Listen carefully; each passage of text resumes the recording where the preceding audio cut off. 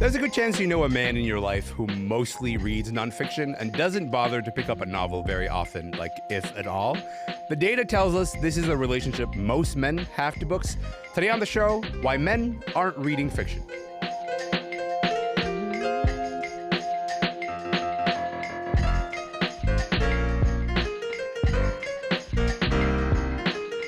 I'm Elamin Abdelmahmoud. This is Commotion.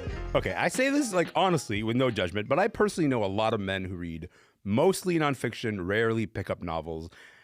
I think when I say mostly, I'm saying that kind of generously because some men I know never read novels at all. They only read nonfiction.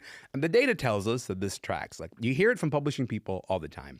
It is women who buy the vast majority of books. And in Helen Taylor's book, Why Women Read Fiction, she says in surveys of Canadian, US, and UK markets, women account for 80% of fiction sales. To talk about why men aren't picking up more novels, Nathan Maharaj is here. He's a director of content marketing at Rakuten Kobo and a lifelong bookseller. And we also put out this call on Twitter like last week or so, looking for guys who are just not reading much fiction.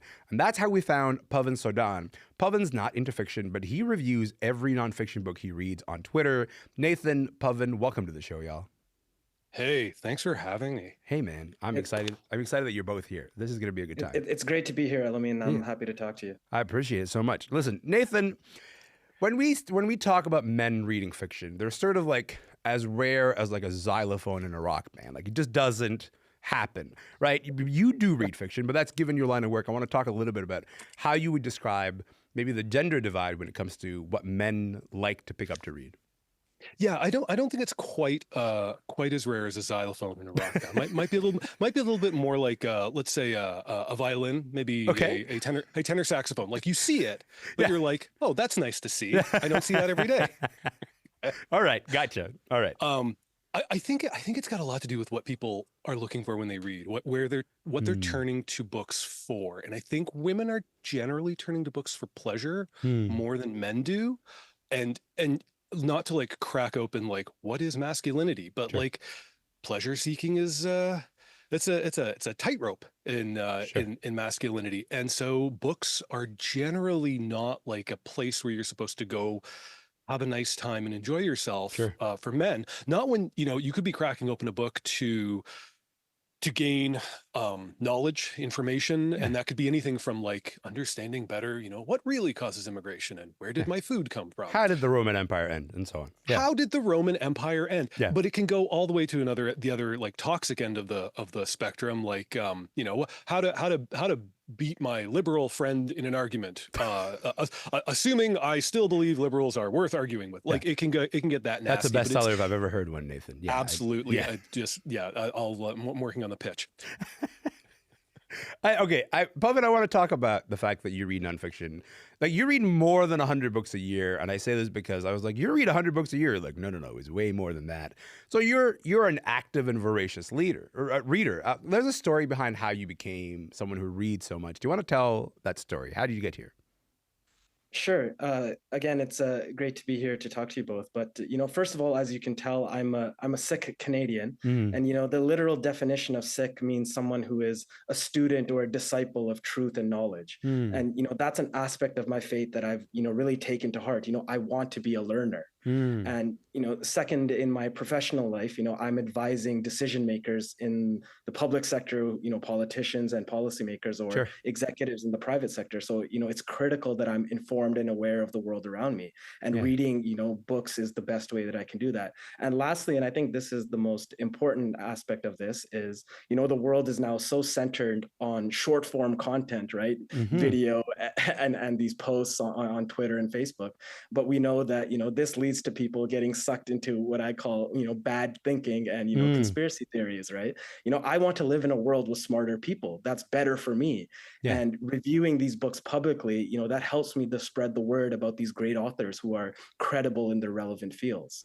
Oh, so tell me a little bit about the choice in terms of like the direction you go in, because you prefer reading nonfiction, and not to put you as like the representative of all men on earth who don't read fiction very much, but why do you prefer reading nonfiction, do you think?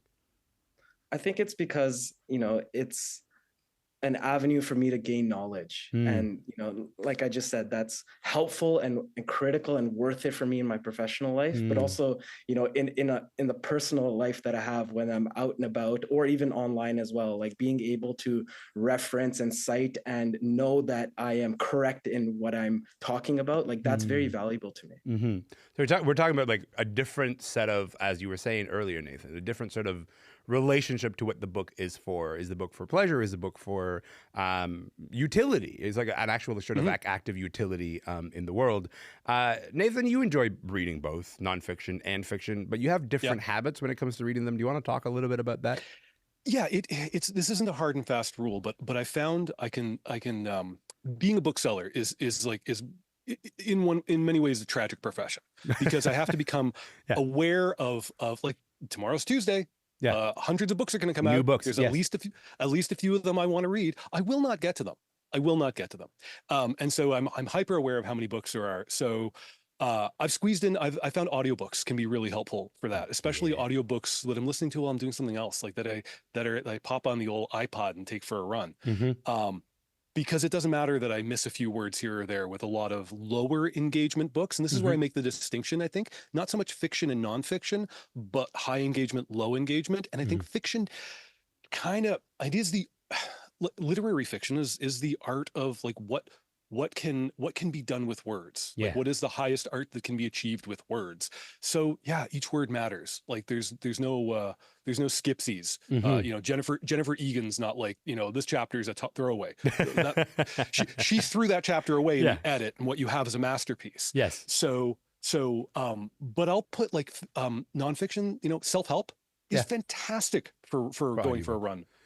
But I do contradict myself. I have to come clean, because if you look at my Goodreads, you'll see I'm reading Barbara F. Walters' How Civil Wars Start. That is on the iPod. That is not a skip pieces. That is a listen to everything. High fiber. Yeah, it's a great book. Of course, Pavan's read it. Pavan's like, I am on it. I'm already all over it. Can I just say, I have to say, like, I was looking at my numbers so far this year, and I would say maybe a quarter of my reading, Pavan, has been fiction. And I don't think that's a particularly high number. I sure would like to get that to like a maybe 50-50 place. But maybe you can talk a little bit about why you don't turn to novels. Like, why is that not a part of your sort of reading habits, you think? I guess, you know, to be clear, I grew up reading fiction, you know, Redwall, Lord of the Rings, of course, you know, the classics, right? And I think the fact that I've read a lot of bad fiction growing up led me to just, you know, put that category to the side a little bit. But also, you know, just the content is just not what I'm looking for, to be honest, whether it's horror or romance or even fantasy and sci-fi, which, you know, I used to love. It's just not something that I can really relate to, or something that I really want to get sucked into in terms of a universe anymore. I have to say, Nathan, what Pavan is circling there is, I think, like a larger, it's not a problem, but it's an obstacle when it comes to how to position fiction books for men specifically, how to market, you know, fiction books for men, because you can position a nonfiction book as to say, this is the problem that this book solves in the world. If you're interested in that problem, join in on board with this book. You can't do that with fiction. That's not really what it's for. So you want to maybe talk about the ways that fiction and nonfiction are marketed towards women and men, you think? Yeah, I mean, there are exceptions. There are always exceptions, of course. But yes, fiction has a hard time finding its reader, also because there's an emotional investment required. So that's another barrier. And like Pavan, I will, God, when I hit a skid where novels aren't clicking, it's rough. But like at a macro level, as you said right off the top, most women are where the sales are coming from. You cited the fiction figure, but you know, when you broaden out to the full bookstore, it's still majority women. It's an industry fund that floats on the purchasing decisions of women. And what I worry about is, and especially I've got two boys, and you know they're comfortable with books because every meal that's been put on the table in their lifetimes, you know, was brought to you by the book industry in some way, right? So like, you know, the bookstore is a great place to go, boys. Keeps the roof over our heads. But I do worry that the book industry is a little like 4-year-olds playing soccer and everyone's chasing the ball in the same way, and there's no one left behind to play goal, other positions. Consider what other sport we might be playing. Yes. What fields might be open. Look, the baseball diamond hasn't been used in months. So that worries me. Yeah. But at the same time, I have to take a step back and see why might that be, and it's got a lot to do with women in leadership positions. The industry itself is fueled by the labor of women. So I don't begrudge anybody for bringing to market a product that they themselves believe in, would consume voluntarily. I think that's sound. Those are just sound commercial decisions, and I think it's fine. But I worry that by skewing it this way, it starts to turn books into women things, and I'm with Pavan on the long form thing. I mean, it is a heck of a thing to just spend time with a mind working through something, whether that's an emotional texture of a landscape in a work of fiction, or trying to explain a social problem, or cast history in a certain light. I should ask both of you, like, are you both completists about books? Like, if you start a book, are you like, I am absolutely... Like, I didn't even finish the question. I am. I'm not even a completist on that sentence. Nathan's like, oh, I don't like, if I don't like the book, I'm dipping out. And then Pavan's like, I'm sticking it to the end. Pavan, why are you a completist? What is going on there? Well, maybe I should qualify that by saying, like, I'm very careful of the books that I read in terms of finding out who the author is, making sure that it's a topic that, I'm curious about, that I want to learn more about. Yeah. So it's not like, I'm just randomly selecting the books that I read. Okay. Right? All right. It does go through a little bit of a qualifier, right? Yeah. But generally speaking, like, I am definitely going to finish it, because even if the prose is bad, or I can tell maybe there's some errors in the citation, or like the argument is wrong, there is value in there somewhere, because maybe it's something that I can put in the back of my mind for later, of like, okay, I need to double check that. Maybe I need to get a different perspective, right? What I love about both of you is that, like, you perfectly demonstrate two different risk profiles when it comes to, like, reading a book. Because Pavan's like, I'm not going to just spend my time with any book. I will have, by the time that I've opened it, I've already kind of been like, all right, I'm a little bit interested. I'm quite interested in what this person has to say and, like, the argument that it's kind of making. And so you're a bit more likely to complete it. Nathan, you're like, a million books just came out on a Tuesday. I'm going to pick some of the writers that I know are, maybe pretty good, or people are interested in this person. But Nathan, if you pick it up and you're like, this is just not doing it, you're dipping out. Here's the thing is there are no great books that have crappy first, second chapters. Like, where it doesn't happen. You don't get to the end and you're like, actually, it turned out to be a masterpiece. The beginning displayed a mediocrity and a lack of talent that turned out to actually be present. Like, it doesn't happen. It doesn't happen. So I have to read a lot for my job, and I will confess, not everything is, I think, a 5-star rating for me. Might be for somebody else, but isn't for me. I will try not to finish things if I am able to not finish things, because my job is tragic, and I will die with most of the books. More books intended to read than read. However voraciously I read, I will die with many more books unread than I ever managed to read. Nathan, that there's a sentence that made me really, really sad. Okay, we have like a minute left. I want to give you the floor to just say, listen, if there are men who are listening to this who are reading lots of nonfiction, Nathan, you have the opportunity to say, hey, this is the case for why you should be reading some fiction. What is that case? Fiction is a magic trick. It's a magic trick. When it's really clicking, there's something that happens in your mind that makes you realize something, makes you see yourself clearer, makes you see others more clearly, makes you see your situation more clearly.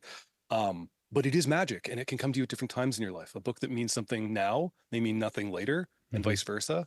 So as a bookseller, I hesitate to push too hard. I want people to read what they love. But give it a chance. Talk to your dude friends. Hit me up. Find me. I'm easy. It's me or this like one cricketer. Like, that's it. I mean, really easy to Google. So like, find me and I'll recommend a book to you. Do you got a novel recommendation you have for Pavan before we go? See, Pavan's taste is too good. Pavan's a perfect reader, and I hesitate to even touch his stream. You're reading more than 100 books a year. What do you got? Exactly. I would say so. My long bomb here is Sea of Tranquility by Emily St. John Mandel, because she does the magic thing, and it's not a long novel, and it is wonderful. So if you could squeeze it in, but by all means, like, the vetting process of your books. I mean, I'm going to reserve that from the library right away. But my recommendation for both of you is obviously this a great book. Right? Hey, already read it. Pavan. Read it. We talked about it on my show. We should tell people, Pavan is holding up a copy of my book, which is not a planned ad, Pavan. That's very nice not of at you. all. Not at all. I It wrote was a book great. that came out in 2022. I appreciate you plugging it. I read and reviewed it, but on a serious note, I will definitely recommend anything by Adam Tooze, because his explication about how the world works is very important and essential for gaining the knowledge about current events. Well, listen, I'm on board with Adam Tooze. I love everything that he's written, but also Sea of Tranquility is an incredible book. I think like Nathan has your number, bro. I think like he's recommending the book that's going to work for you for sure. I got to leave it there for both of you, but Pavan, Nathan, you guys have been terrific. I really appreciate your time. Thank you so much.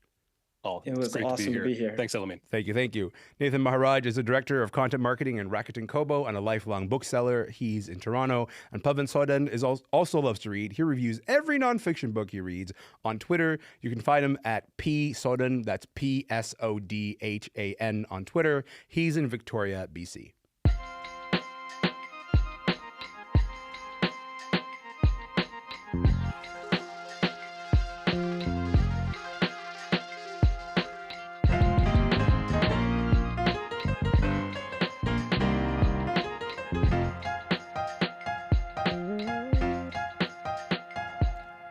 I'm Elamin Abdelmahmoud. This is Commotion.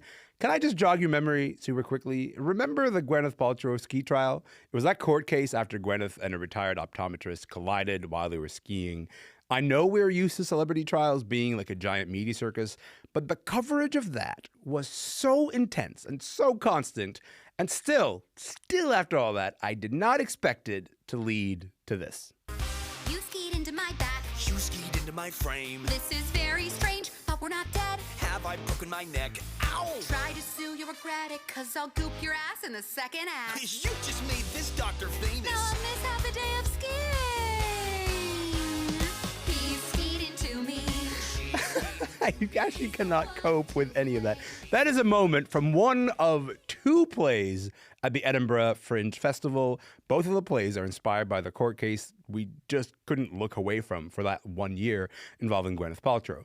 In the end, the jury sided with Gwyneth, but at the time, the story seemed kind of like satire, and now it is a lot more than that. Houman Barekat saw both plays, and he's here with me now. Houman, hello. Hi, thanks for having me on. I'm so happy that you're here to talk to me about this. Look, the origin story of these two productions is so far-fetched, I think, that it's almost hard to believe it's real. But for anyone who maybe has forgotten, let's just take a moment to listen to the real moment from the courtroom in Park City, Utah last year. Is it true that you feel it's unfair that Mr. Sanderson has brought this case against you? I do. And he has deterred you from enjoying the rest of what was a very expensive vacation? Well, I lost half a day of skiing. That was Gwyneth Paltrow testifying at the time. Houman, do you remember having a reaction to that giant media circus as it was happening? I do. I mean, but you see, initially it didn't really. See, I live in London, and here in the UK we have a certain view of the justice system in the US. We kind of see it as being overridden with vexatious ambulance chasing litigants. So every now and again a story like this comes up and we kind of all roll our eyes and just say, the Yanks are at it again kind of thing. We don't. So it didn't initially jump out as being any weirder than the kind of stuff that normally happens. It was only once it kind of got underway and became this big sort of, media circus that people started paying attention. And, it was, I experienced it like most people, I think, through Twitter, really. So seeing occasional sort of snatches of stuff on the timeline. I'm not somebody who normally follows, celebrity culture very closely, but you couldn't not hear about this. It was just kind of one of those things that it was in the air for a long time. So now you get to, Fringe Festival, and unbelievably somehow there are two, not one, but two different plays about this. One is called Gwyneth Goes Skiing. The other one is called I Wish You Well, the Gwyneth Paltrow Ski Trial musical. Maybe let's start with the first play. How was Gwyneth Goes Skiing? Yeah, so So I mean, they're quite similar in some ways. They're both kind of camp, kitschy, very plain. I mean, the important starting point here is that this. I mean, not that this necessarily needs saying, but it's good to just get it out. We're not talking about high art here. It's very much just playful fun for its own sake kind of thing, and with and in a sense the story does lend itself quite well, because you have a situation where you have these two people from completely different worlds. You know, one very ordinary, one just sort of uber celebrity, and so you know that you could see why somebody would be tempted to do this. But the first one essentially is more rough and ready. This is Gwyneth Go Skiing. It's kind of crude. The humor is very kind of gossipy, bitchy, sometimes a bit cruel, at the expense of both of them. So Paltrow is portrayed as this kind of sociopathic ghoul, and Sanderson is just made out like this just really tedious embodiment of kind of male mediocrity. And so the joke is, you know, these are both awful people, and it's really quite simple. And there are lots of sort of digs at like Gwyneth Paltrow having married Chris Martin. You know, really kind of obvious humor, really. It's worth noting that like that's not the play that is getting the more attention. I think the other one is the one that's... So I Wish You Well, the Gwyneth Paltrow ski trial musical, that's the one that's done so well, it is moving to the West End. It's moving to London's West End at the end of this month. The title also, it happens to be the thing that Gwyneth said to Terry Sanderson as she was sort of like, after he lost the case, I Wish You Well. Talk to me about I Wish You Well. Why is it doing so well that it's going to the West End? Well, I think, you know, it's an interesting one, because I as somebody who, I'm not the target audience for musicals in general, but I went along to both of these, it really in a spirit of condescension, I would say, kind of just wanting to see what the fuss was about, and I genuinely really liked I Wish You Well. I thought it was very well put together. In a way, it's slightly unfair to compare it to the other one, because I feel that there was a bit more money behind this production, and it was a lot slicker in terms of how it was put together.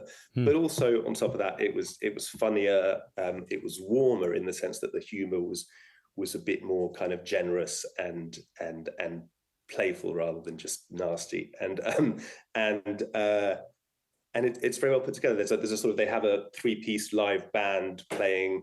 The judge is played by an actor called Idris Kobo, who in this telling, he's instead of being how you'd expect a judge to be, he's actually just this kind of ultra camp MC, and the conceit really of this retelling of the trial is that both the judge and Sanderson's lawyer are both kind of secretly in love with Gwyneth Paltrow and don't really want her to sort of lose her case. And so there's a lot of kind of riffing on this idea that they're kind of like in her thrall, but it's done very playfully. It's only an hour long and it ticks along really nicely. And I came out, I was just like, I wasn't expecting to enjoy it, and I did. And next thing I know, I hear it's coming to the West End in, I think, September or October. It's a very, very, very funny development. Look, I got about 20 seconds left here. How do you think Gwyneth and maybe Terry, how do you think they would respond to I Wish You Well? Yeah, that's an interesting question. I imagine Gwyneth is probably inured to a discourse after all these years in the limelight. But but I have wondered about Terry. I wonder, like, when he goes to bed at night, does he take some consolation in the fact that he's kind of assured of his place in kind of pop culture folklore is assured forever, and does that in some way offset the ignominy of having lost this case in this manner? Perhaps. I mean, I guess we'll never know. Houman, I'm merely guessing here, but I'm guessing it's not nearly enough. I really appreciate your time. Thank you for being here. I really appreciate it. Thanks for seeing both of these plays. Thanks for joining us. Thank you for having me on. Of course, Take care. anytime. Bye-bye. Houman Barekat is a freelance theater critic based in London. You can read his review of Gwyneth Goes Skiing and I Wish You Well, the Gwyneth Paltrow ski trial musical in the New York Times. That is it for the show today. My name is Elamin Abdelmahmoud. This show is called Commotion. Guess what? We'll see you tomorrow.